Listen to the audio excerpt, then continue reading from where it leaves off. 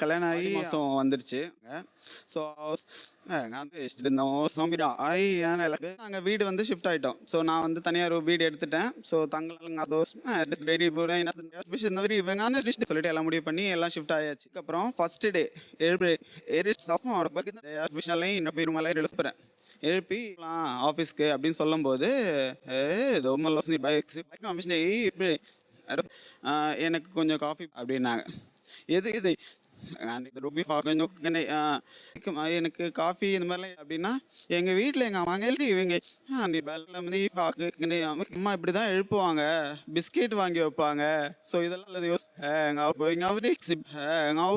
நான் ஏஞ்சாதான் எனக்கு அந்த நாள் ஃபுல்லாக அப்போ நான் முடிவு பண்ணேன் ஓகே நான் முடிவு பண்ணேன் ஓகே இதுக்கப்புறம் இப்படிதான் வாழ்க்கை சக்கராவா அது ஒரு பகுதி என்ன போயிருமா அப்படின்ட்டு இப்போ வரைக்கும் அதான் போயிட்டு இருக்கா? இப்போ வரைக்கும் அப்படிதான் போகுது. நடு ரன் ஏதோ பண்ணுவேன். சரி ஓகே, நீங்க ஆபீஸ் கிளம்பும் போது அவர் இது பண்ணி வச்சிருக்கணும் இல்ல அட்லீஸ்ட் அவர் கிளம்புறதுக்கு மேல எனக்கு இந்த பணி வச்சு அவர் போகணும் அப்படின்னா என்ன சொல்லுவீங்க?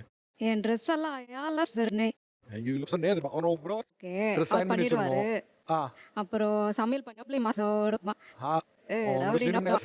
பண்ணிடுவாரு. லஞ்ச் பாக்ஸ் பேக் பண்ணிடுவாரு. சரி கீசரும் நானோட அவங்க வரும்போது ஹீட்டர் ஆன் பண்ணி வச்சிருக்கோம். ஹீட்டர் அந்த கிரீன் லைட் எல்னி இருக்கு அவங்க கரெக்டா முடிஞ்சிருக்கணும். இல்லைன்னா அதுக்கு எனக்கு திட்டு விழும். நீங்க என்ன தான் நல்லி அவனுக்கு ரொம்ப நான் ஏஞ்சி ரெடி ஆயிட்டு போயிடுவேன்.